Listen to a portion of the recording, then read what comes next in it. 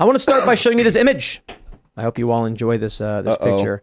We'll have to open image in a new tab, and then we'll have to shrink it so you can actually see it. Wow, this is there you go. It's very tiny on the screen because you can't actually scroll around or whatever. Man.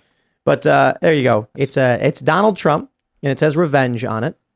Breaking: Trump to appoint special counsel to investigate Biden family corruption if reelected. This is the reason people want to vote for Donald Trump. You want revenge? I'll vote Trump. I'd like revenge. What do you guys think? I would like justice. And if that means forgiveness and compassion along with it, mercy, apparently. What is that? Depends on if it's Greek or Latin, right? Is that what we learned last night? I go with the Greeks on these. Yeah, let me tell you a story, Ian. Donald Trump said that he would criminally indict Hillary Clinton, that he would go after her. She'd be in jail. And then, 2 days after he got elected, he's like, no, we're not going to do that. It's okay. Donald Trump should have gone after all of these people with criminal charges because they're corrupt, evil individuals. And he didn't. Because he said, we're going to forgive. We're going to be like you, Ian. We're going to forgive everybody. And now they're arresting his lawyers. I wish he'd said that. He never really talked about forgiveness. He still talked crap about Hillary while he was president. He didn't prosecute. He didn't direct his DOJ to prosecute. Yeah, but he didn't make good. He just Hillary talked crap about him through her. I mean, they all do it. And then he didn't go after her. Yeah. And he should have. Because he said you would be in jail, and she wasn't. And she also denied the election too. Yeah. So to an extreme degree. Yeah. What was it? Was it her campaign or the DNC that funded the Steele dossier? It was her campaign. Yeah. Her campaign. Mm-hmm. And creating the lie that Donald Trump was a Russian spy. Yeah. Stacey Abrams. How come she's not in jail? Right. I love that. Brian Kemp is like, for the past 3 years, no one has brought any evidence of voter fraud. And I'm like, you mean past 5 years? Right. Because you're excluding Stacey Abrams. Mm-hmm. What I actually said was, yeah, but you stole the election from Stacey Abrams, you Russian Nazi. Well, do you really? I mean, you're allowed to question elections in the United States. Not anymore. In fact, you're not. He's getting prosecuted for doing just that. I mean, that might be one of the things, but it's the Jan 6th. It's not. Literally it. Georgia is not going after him over January 6th. They're not going after his lawyers for January 6th. But I mean, that's why this whole charade began. No. Georgia is going after. None of the charges relate to January 6th in Georgia. Georgia has no jurisdiction there. They're charging Trump and his lawyers for reaching out to state legislature. One of the acts is that lawyers reached out to the legislature and said, you guys should vote on this and choose who you think should actually win based on the discrepancies. They said that's solicitation of a violation of oath of office, not January 6th. Mm-hmm. They're saying because Donald Trump had lawyers go and make the legal argument that they should take the constitutional path of upholding their absolute legislative power to determine who gets the electors. They said, so that's a violation of oath of office. Did Stacey Abrams do that? Did Hillary have lawyers go talk to electors? I don't know. So the Democrats had alternate electors and faithless electors. You're also just arguing to degrees, not whether or not I'm arguing that you're allowed to question elections in the United States. Again, the point is that's why Trump is not allowed to, because Trump is being prosecuted, and Stacey Abrams has done this, and Hillary Clinton has already done this. It's the way Trump. So then you are arguing degrees. There are ways that can get you thrown in jail of questioning election. Yes. And Jenna Ellis, one of the indicted co-conspirators, was only charged on counts 1 and 2, which is, I think, violating the oath of public office and RICO. They're literally saying because she worked for Trump, she's guilty of conspiracy. That's it. That's it. Now, other people were charged with solicitation of the violation of oath of office, specific things. But they're going after her quite literally just because she worked for Donald Trump as a lawyer. So no, you don't get to call a lawyer. And now it looks like the federal government's going to do the same thing. They're going to go after Rudy Giuliani and Sidney Powell and a bunch of these people. If you guys go out and tell everyone you can't question elections in the United States anymore, you turned us into a totalitarian state. We did. Don't do it. That's exactly what you got to keep the faith. Saying. I mean, we did. No, I'm saying if you go out and start telling people you can't do this anymore, you become a hand of the state. You don't want to become that guy that's black-pilled and tells everyone it's over. You can question elections in the United States. And there are legal ways to do that. Go ahead. No, go ahead. Yeah, no, what you're saying is we can't run around and tell people that you can't question the elections, right? Right. You can do that, but you will be, that's a... Well, no, okay, of course. You could question the election, and then if you take any actions in furtherance of your questions, you'll be criminally charged. Sure. I mean, it depends on how, but... Possibly. Well, like you could literally just be the lawyer for Donald Trump and they'll charge you with conspiracy. Yeah, but I think my theory or my hypothesis, if he hadn't told people to go to the Capitol on Jan 6, none of this would be happening right now. And peacefully protest? That's the First Amendment. It's literally many other groups and organizations did that worse.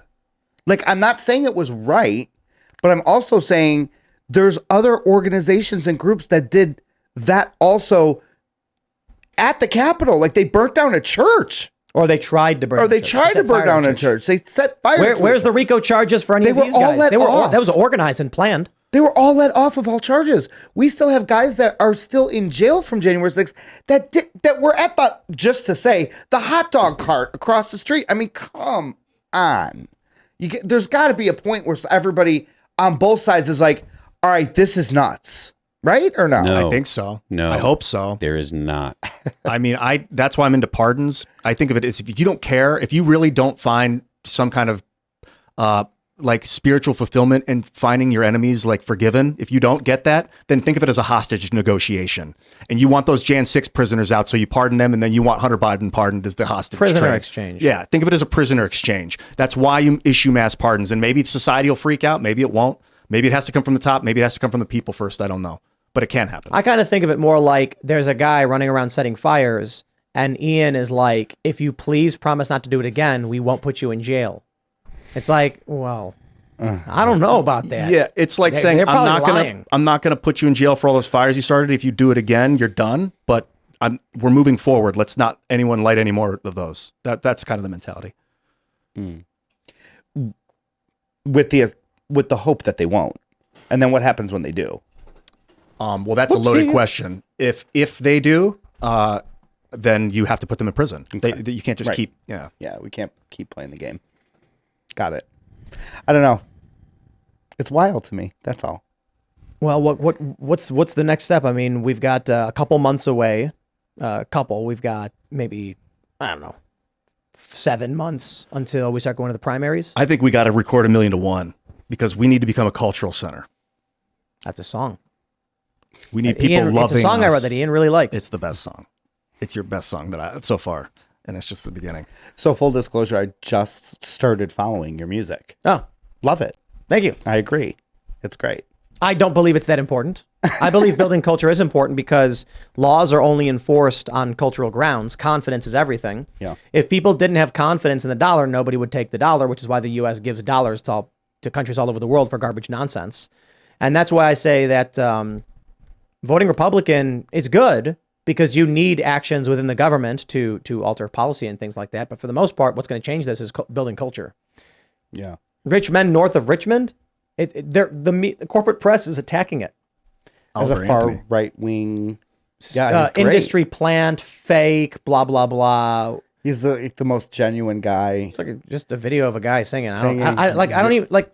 That's the best thing for it, though. But who cares if it's an industry like maybe this guy got signed a long time ago and they said we're going to put up a music video and ask people to promote it. I'm like, okay, it's a good song. Yeah, have a nice day. The left, the people that are attacking it are the best thing for its credibility. Oh yeah, because the people that are attacking it are doing exactly what he says they're doing. It's the champagne social, the idea of the champagne socialists, the rich urban people, and those are the people that, while they talk a good game about the working man, when a working man, or an ostensibly not wealthy, not cosmopolitan person is sitting there singing a song about the struggles that they're noticing in their lives, all they do is dump all over him, call him all kinds of names. And the lyrics really do tap into things that are on a lot of people's minds. But the people on the left, I mean, they feel like it's attacking them. And they're the ones that are making it about them because it doesn't specify a side, the left or a side. Yeah. Obviously, there's a whole lot of, insecurity when it comes to the remark about Epstein Island or the line about Epstein Island and stuff. But it's not particularly right leaning. It in policy, but it is culturally right, and that's why cultural leftists really hate it. And I enjoy reading the people that hate on it because it's exactly because it's like the people that you say something about, but you didn't mention them by name, but they're guilty. So they're like, are you talking about me? Yeah, they feel quite guilty. So it's, totally about you. So I'm a big fan of. I thought the song was very simple. If you haven't heard it yet, north of Richmond. It's verse chorus, pretty basic. But the guy's performance is out of control. We need that. We need heart shattering sound to shake people out of this morose. Mm-hmm. yeah, I mean, like I said, it speaks to the mistrust of the average, of the establishment by the average person, and I think that the fact that it resonated with so many people and went viral so fast, I think that's something that really has worried the establishment. I mean, you have Rolling Stone crapping on a protest they crap song. on everybody. Well, I mean, but they didn't always. A protest song, that's supposed to be something that Rolling Stone would get behind. It's protesting against the government. And like, in the 60s, that would have been, or the 70s, that would have been right up Rolling Stone's alley. They'd have been right there cheering them on. But they weren't, because they're the establishment now. Right. They're the propaganda arm. Thanks for watching this clip from the Timcast IRL podcast. Hang out with us live Monday through Friday at 8 p.m.